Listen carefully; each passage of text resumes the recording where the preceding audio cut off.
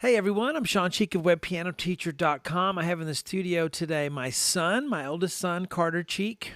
And maybe some of you remember his little voice in my oldest videos. He was 3 years old when I started webpianoteacher.com. You probably don't remember a time when I wasn't doing lessons on that old whiteboard, do you?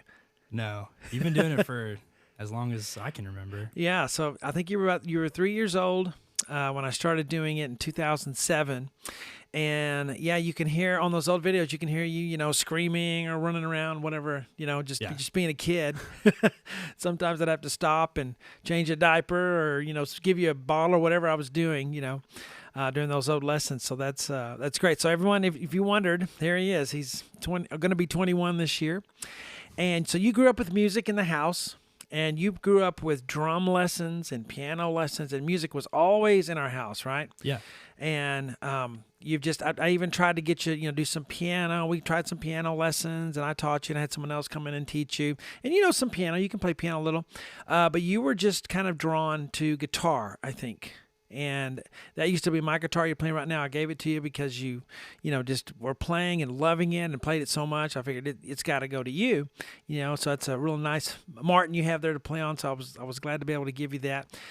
And you just play and sing and you just learn songs, and music is a part of your life now. And that's all I ever wanted for all my kids. I have 4 kids, and you're my oldest, and I wanted everyone to have music in their life somehow. And so the way music is in your life isn't exactly for me, because I'm teaching online. I'm a piano player. You're a guitar player, and you sing, and you're kind of drawn to country music, right? Yeah, Mostly. I do like country music. Well, I would say I have like a large preference of things I like, but I do really like country music. Yeah. So I never said, listen to country music. I like country music too. It's not the thing I go to. I mostly go to classic rock, but you were always drawn to country music, and you still are. And it's not that you don't know any other types of music, but that's kind of what you go to. And I wanted to talk about country music today because I couldn't think of anyone else that was young. And if you didn't know it, country music is kind of sweeping the nation, or maybe the world. The young population is kind of this resurgence of they just love the current country music that's coming out.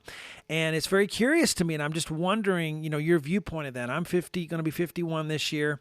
And I just remember Garth Brooks in the 90s, and all of that. And I remember the old country, before that. But there's this resurgence in country, and I just wanted to get your thoughts on what's going on here today. Why are all these younger people really getting into the current country? How it's just kind of exploding. What are your views on that? Yeah. Well, I have always, I think, really liked country music. It was just more so what I was drawn to. I think I wouldn't say it was particularly something that I listened to when I was little. I mean, of course, I've always heard of the songs that everyone knows, George Strait, Amarillo by Morning, whatever. Yeah, Willie Nelson. Yeah. I mean, all of those songs are just hyper popular and kind of just the cultural collective. I've always known of those, but I think I would say the reason that I was getting into it when I was younger, I mean, a lot of the music that I'm into now is mainly just because I was playing guitar and got really into playing the guitar and would wanted to go learn songs and acoustic especially. Yeah. So for sure country music played a huge part in that, just because of, I mean, of course the acoustic guitar is the main instrument in all of it. So what drew you to country though? Why? Do you know why, or do you just? Well, I think a lot of it has to do with just how I grew up, or how you were the environment that I was raised in. A lot of my friends were huge country music fans, and that for sure influenced me to want to learn how to play that's those true. songs. I remember that. And I was never into it just off the bat, especially kind of, I think a lot about the I guess 2010s were when I was growing up as a teenager, and a lot of the country music from that era is not good. Okay. I wouldn't say it's bad. I enjoy it. I enjoy it for a different reason than I enjoy artists like Zach Bryan or Tyler Childers now. Yeah. Or Flatland. And I think a lot of the reason I enjoy they say the 2010s bro country. Okay. Is because it's just like all of my friends listen to it. Like it's just kind of, what you get into because your friends like it. And that kind of country music is just a very like manufactured sound. It's like, I can appreciate that. It's like in Nashville, you have all of the producers and stuff that really get creating these country songs sound like a science. And it's just very like, the drum machines and like even all of the lyrics and songwriting tropes, it's like a meme within like the country music sphere of people. Like every single country song is always about like, especially like in the 2010s, like trucks and beer and right, fixing fences and right. I'd like to say something on that. First up, I think people are drawn to country music. This is just my take on it. No, there's no other genre of music that tells a story like country music does. And nothing can identify with feelings of love and being broken up or being sad or being happy, whatever, as much as country music can immediately do that. And I'm from the South. We're in Texas, so we're the heart of country music. And I hear what you're saying about the manufacturedness, because I remember listening to the radio and thinking, man, that is over the top. They're making it sound like, it's every cliche in the book would be in this one song. And I'm like, come on. So the dog and the boots and the spitting and the tobacco and everything in one song, it's just over the top steel guitar, over the top cliches. And it seemed kind of fake to me, overproduced. And is that what you're talking about? Yeah. And you think about country music as like a genre. I mean, it's not even just specific to like the United States. It's just like this folk sound. I mean, it's like it's like that anywhere. I mean, you can find the same kinds of songwriting and the same kinds of musical sound and tropes like all over, I guess, like the world, or more like Western music. You think like, Irish folk music. It's obviously very different, but there's something about country music, like in how we think about it today, that is just so American. And like, it's very, I mean, you think about like how it started. It's like this music that's written, you think like old country music, like sure, Hank Williams and like even, Willie Nelson, like they're writing about like very like country things, because that's just how it that's the environment that they were in, the things that they were writing about. Yeah. And then like you get, it like evolves and evolves. And I feel like country music just as a whole, like it's always writing about like just the normal life, especially even in the 2010, you think like they're all like Red Solo Cup and like, I think like Luke Bryan and the, like there's so many songs that just have like the lyric, like jeans painted on tight, like right, every song. And so that like era of it is very like manufactured. Yeah. So when you're trying to get me to listen to, because you always are trying to play country music for me because you love it and you want to share it with everyone, and that's, every person that loves music is doing that. I just had in my mind, that country music was gone. It just got ruined and it's never going to get fixed. And then I'm starting to hear the guys you're playing, and I'm like, wait a minute, this is real. This guy's singing about real stuff, and I could tell it's genuine. He really, experienced this, or he's singing from his heart. It's not a and you can just sense that. You can sense fake sometimes. You can just smell it in a song. But there's this one guy you're playing. He's just him and a guitar, and he's like, you're going to talk about him in a minute, but just him and a guitar, and he just became super famous. And all he needs is him and a guitar, and 3 chords. He's just singing these great songs one after another. Tyler Childers is one that I really like because of the genuineness. I can hear it in his voice. I can hear it in the music. It's just real raw stuff. And people identify with it. And when you can identify emotionally with a song, it really becomes connected to you.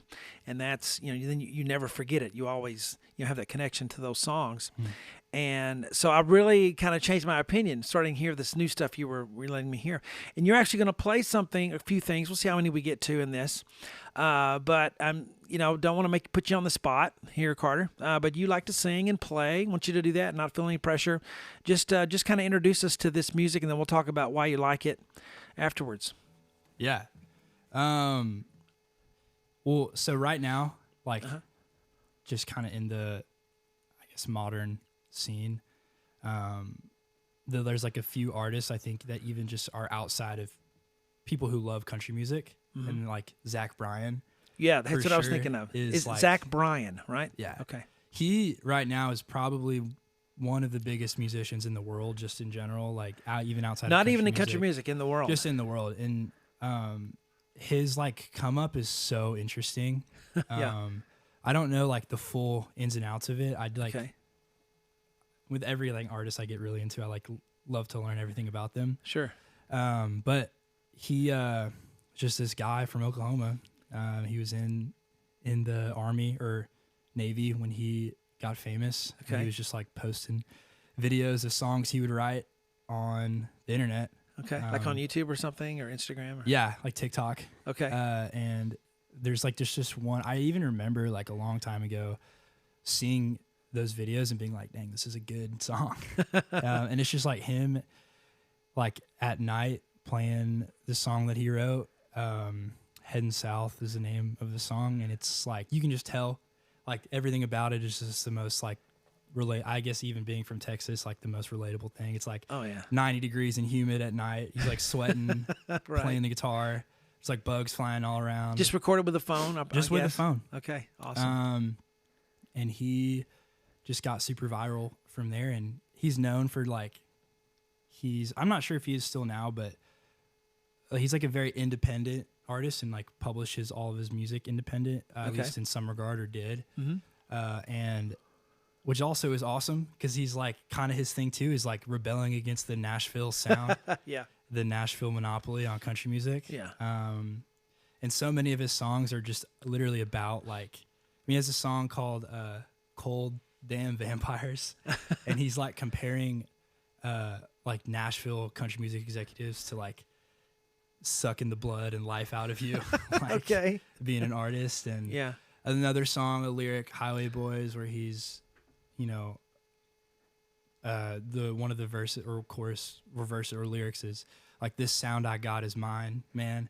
Yeah. And it's just very like, that's cool to me. He's just Yeah. a very independent guy. Yeah, he's writing songs about real experiences and real thoughts he has. Once you do a little song for us, then we'll talk Yeah.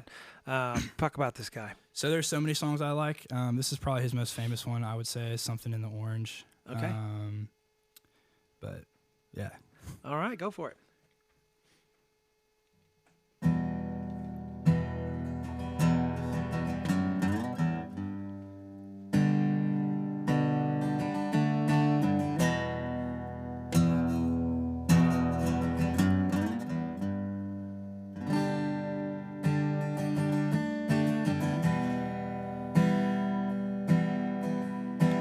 It'll be fine by dustlight, I'm telling you, baby. These things eat at your bones and drive your young mind crazy. When you place your head between my collar and jaw, I don't know much, but there's no weight at all. I'm damned if I do, and I'm damned if I don't. 'Cause if I say I miss you, I know that you won't. I miss you in the mornings when I see the sun. Something in the orange tells me we're not done.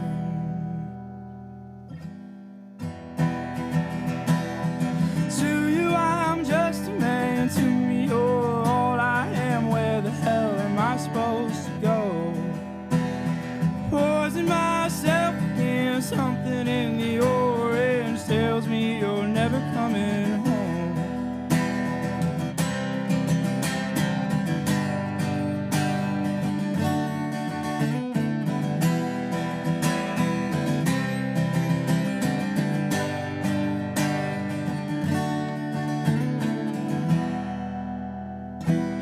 Need to hear you say you've been waiting all night. There's orange dancing in your eyes from bold light. Your voice only trembles when you try and speak. Take us back to us dancing this wood used to creak. To you I'm just a man, to me you're all I am. Where the hell am I supposed to go? Poison myself again, something in the orange tells me you're never coming home. You leave today, I'll just stare at the way the orange touches all things around. Crash trees and do, well, I just hate you. Please turn those headlights around.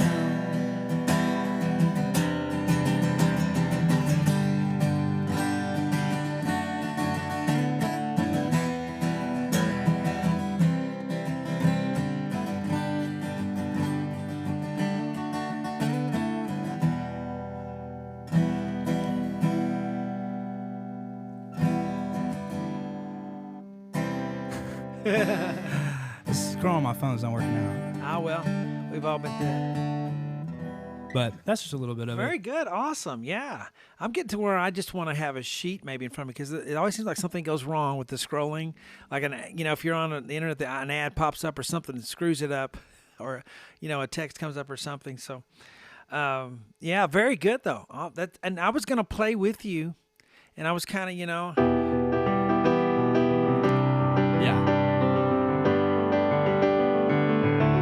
and then I just, it sounds good without me, so I'm just going to not play because you didn't need me for it. It didn't really add anything, so I didn't. So that's a lesson for all you people who are wondering, how do I play the piano in this? Sometimes you don't need the piano, and sometimes you need very little piano. So that's part of the lesson when you play with a guitar player is to get out of their way, because they own that middle register of where the piano is, and they own the beat. So your job is to kind of stay out of the way and give a little icing on the cake sometimes. But and then sometimes you just don't need to be in there at all, because I think that was great without me. Very good. I love this guy, and I love the song, and I feel like the passion, you're relating that pretty clearly of Zach Bryan here. So what is it? So this guy's the most popular. I've heard his name not just from you, from a lot of other people, and most of it has been young people in their early 20s, college age. Even the younger kids are just really getting into Zach Bryan. So it sounds like it's a good thing. And what is it about this guy? You kind of mentioned a little bit, but what is the craze here? What is the attraction? I think people love.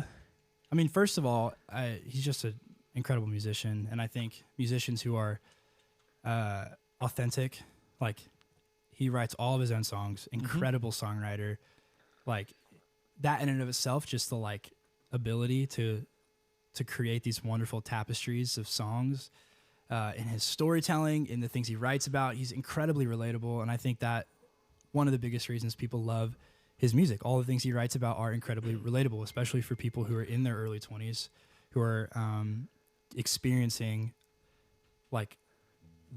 the pain of younger years, which is a song that he writes. And I mean, it's true. It's like a lot of his songs are about things that are relatable. There's a lot of pain, heartbreak over a breakup, or being out drinking with your buddies, or these songs that he creates, or these images he illustrates that are just these American scenes that are just so American. And it's real. And it's kind of getting back to how music started, back in the 60s. Not how music started, but how the popular music started, where it was just singer-songwriters. And you said relatable. When the strongest power of a song is when someone can hear it and it moves them emotionally and they identify with what's going on. I remember being a kid and we used to look at the album covers while we listened to the music back in the day. We'd put headphones on or something, or put it on the record player, and we'd look at the album or flip through the pages, and there was emotional connection. But the reason we would love the song would end up being because we identified with it and we felt the feelings, and it would evoke those feelings. It was there's something about if you're in misery, someone else being in that with you, that makes it a little more bearable. And songs and music could do that for you. And I think he's getting back to that original, reason. He's kind of went against what the record companies have been doing, where you take a talent and then you start looking for songs that's going to hit it with their voice, and the singer and the performer has really nothing to do with the song, with the meaning of the song or anything. It's just trying to match up a talent with a particular song so that it can be a hit. But he's not doing that at all. He's just singing from his heart, writing about real life. And humans, we can still sniff that out. We can still tell this is real. And I think these kids aren't going after it, not just because it's country, but because it's real. And it just happens to be country music, but this guy, Zach Bryan, is real. I hope he maintains that and he holds on to that, because the more success he has, the harder it is going to be for him to maintain that trueness to himself, which he's done so far. I hope he continues to do that. But that's why I think these young people are drawn to it, not because it's country, but because it's real and they can tell. And it gives me hope for the future generations. Oh, they can tell. They're not just mesmerized anymore by the template of what's going to be a hit song. Put it out, put it out, put it out. I could be tacky and mention some names of some real popular people right now who are, super huge, because it's a cookie cutter thing meant to make money instead of being real. And I appreciate that about Zach Bryan, from what I'm hearing so far. I think there's artists that what's like pushing their popularity in their career is just their persona, not necessarily their music. But I think what drives like Zach Bryan's like success and popularity is just his songs. Yeah. Because they're good. Yeah, songs, his story. Great. So maybe, let's see. We have time for maybe one more. Do you have another one you could do right quick? Or am I putting you on the spot? No, it's okay. We can do another one. Okay, but we definitely need to continue this podcast and do some more. And I'm just going to continue to let you play a little bit. You can just give a taste of this, or however much you want to do of it. Who is this? This is a song called Sleeping Alone by Flatland Cavalry. Okay. Another kind of that country band, or more, I guess, modern country. That might not even be necessarily the right term, but okay. They're a band. It's like a bunch of guys out of Lubbock, Texas, West Texas. Okay. They all went to Tech together, and just like, for Texas people, that's Texas Tech. Yeah, I started a band, and I mean, they just have a lot of good songs. I'm not super educated on their like history, but I love their music. So okay, well, let's do a little bit of this song. All right. I've seen them live before. They've come to Waco. Oh, wow. This song is called Sleeping Alone.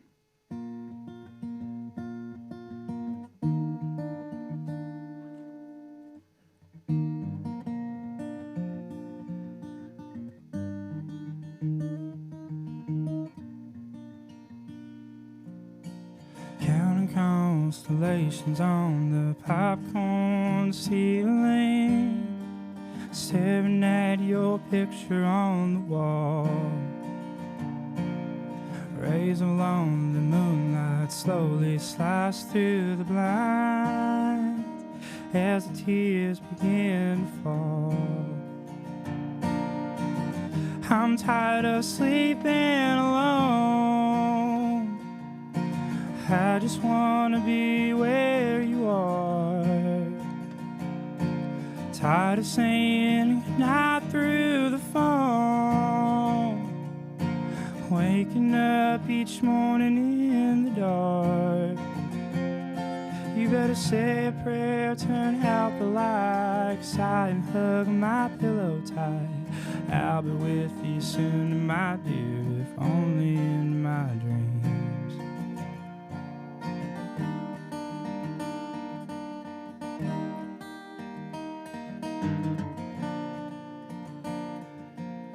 Who am I trying to fool? Baby, I'm the one to blame for the forces keeping us apart.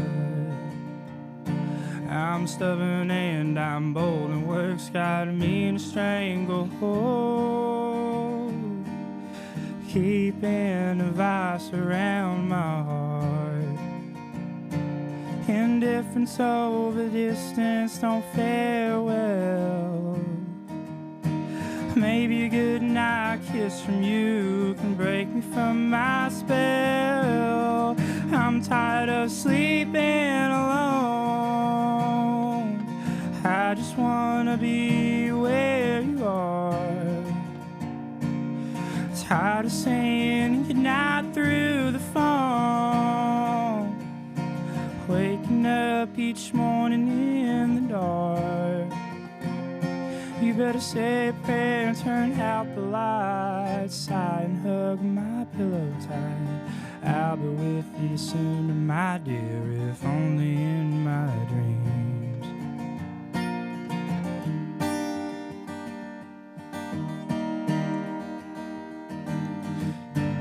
Oh, here we go again, off to Neverland. Better say a prayer, turn out the lights, sigh and hug my pillow tight. I'll be with you soon, my dear, if only in my dreams. You better say a prayer, turn out the lights, sigh and hug my pillow tight. I'll be with you soon, my dear, if only in my dreams. Very good. Well, you know, this is the mark of a good performer. You did your best when we were recording. Then you were practicing, and then you did okay, but you did even better when you're performing, and that's a good sign, because a good performer, that energy will cause you to have your best performances when you're live and the camera's rolling. So does that feel pretty good? Yeah, it was fun. To do your best when the it was fun. Yeah, because that energy will. So you're a great performer. I think you're one of those who can end up. You could play some places. You know, do some gigging around, playing your singer-songwriter kind of thing. Just taking a speaker around and singing and playing. What would you recommend to somebody who's trying to get into playing and singing? What do they need? Like in terms of gear? Just to start, just the very beginning. Like somebody who says, man, I want to do what he's doing. I've always wanted to do it. What do I need? Do I need a guitar? Or, of course, what kind of guitar? Do I have to spend a lot of money? Do I, what do I do? It all just depends on what you want to do. I mean, if you want to just like play and sing guitar in like an acoustic setting, I would say, yeah, of course, you obviously need a guitar. And no, you don't have to spend crazy money on like the nicest guitar of all time. That's right. It's super easy to find. Like, just if you do a lot of research and on the internet, and you can find guitars that sound really, really good for whatever type of music you want to play. There's like a brand called Orangewood. I think it might not be. It's Orange something. I think it's Orangewood. But it's like budget. I wouldn't say even budget guitars. They're just really nice, good guitars that are not like, $5 million. Yeah. And then microphone and an amp. Yeah. And you can find, I have a Bose speaker that I have. We can't see it on camera, but it's right there. And it's got a couple of inputs. You can put your microphone into it and your guitar. I think it was like $600, but the sound is out of this world. It's got reverb on it. And like you said, you don't have to spend a lot of money on guitars. The manufacturers have gotten really good at making good sounding instruments for not much money. So you can find something that sounds pretty good without spending a lot of money. And just start looking up the songs you like, looking up the chords, learning how to play chords. You can play a lot of, like they say, country music, 3 chords in a song or in a story, something like that. Just jump into it and start doing it. But I just remember, you were always in the room, in your bedroom, just playing and singing, always. It was kind of your release, and it still is, right? And and I remember you just had the guitar sitting out. You didn't have it in the case. It was just always there on the stand, so you could just pick it up anytime you wanted. I think that's important to have it within reach, whatever instrument you're doing. Yeah, that's something I guess, like, discovered on my own, I guess, but I hear this advice all the time now. It's like, never... If you're like a musician that's like, you're learning how to play your instrument. I think for me, like, I literally just loved the guitar, and like, it was just always like, always just wanted to do it. And I think a lot of that was because it was just always out, like sitting in a chair on my bed, or I was never away. And so I think my like just super ADHD brain would always just pick it up whenever I was doing anything and just play. And what's your advice whenever because you'll come across a song that's hard, you start it and you're like, oh man, and you I feel terrible, I can't play it. We've all done that. What do you do? Well, there's 2 things I would say. The first is sometimes a song actually is just too hard. Yeah. So what do you do then in that instance? And it's maybe too hard for you at that place where you are. At that point. Right. And just because you're not stupid, it's just because you're not there yet. Yeah. Well, so what do you do? There's so many things like, you learn a song that's too hard. I would always say, like, if you really want to learn it, you'll like put the time in and be dedicated and learn how to play it. There's so many songs that were like that for me where I was like, for sure, this is too hard. But I was just like, I just wanted to play this song so bad or be able to. And I would just practice and practice and practice and play it all the time. And even then, like those songs, it could take me a whole year to really nail it out good. And then the other thing I would say is like, of course you can like learn guitar in like a more traditional way where you take like lessons and you learn techniques step by step that all build on each other until you're a good player. But then for me, I like just couldn't do that or didn't want to do that. And so I learned just from learning songs. And there's so many songs that I would learn that would like teach me so many just like techniques at that point. Like, right. The more you learn. So, and you have to, if something's hard, you have to sometimes you just have to drop it. Just leave it, go. Because there's so, like you just said, there's so many songs. Why get yourself stuck on something that's just not out of your league right now? Go to something that's not. There's so many other songs that you can enjoy. Play a lot of stuff that you enjoy and that's fun. And when something gets boring, go to something else. Always keep new things coming, and don't feel like you have to reach this certain level of expectation where you have to be this good. Just play it because you love it and play what you love. And if it's too hard, move on to something else. You get stuck, get unstuck and move on to the next song. And the more you learn, the easier it is to learn more. I think I'm at a point now where it's like there's not many like guitar songs like that I'll hear that I like on the radio that I won't be able to visualize in my head exactly what they're doing to play it. Yeah, yeah. And that becomes, like I've always said, you become a better musician by just playing all the music you love, and you start to get better without even knowing it. If you're trying to get better, you're not going to get there that way. Play the music you love and play a lot of it, and every little song you learn, you'll take what you learn into the next song with you, the next song, because you're going to see these repeated patterns, these repeated chord progressions, these repeated licks over and over, and you'll become a better musician by just keep continuing to. It's like a snowball, So I think you're doing it right, and it was great listening to you today. So let's do some other songs later. I think 2 was good for this time. We'll do. I'm looking forward to Tyler Childers because he's my favorite. I really love to hear that guy wail. I'm not as good of a singer as he is, but no, who is? As far as how he sings. But yeah, I'm looking forward to that. But thanks for coming on the podcast today. We'll do it again. All right, Carter, ladies and gentlemen, Carter Cheek, my son. Look for him, on TV. On the internet. Talk to you later. Bye-bye.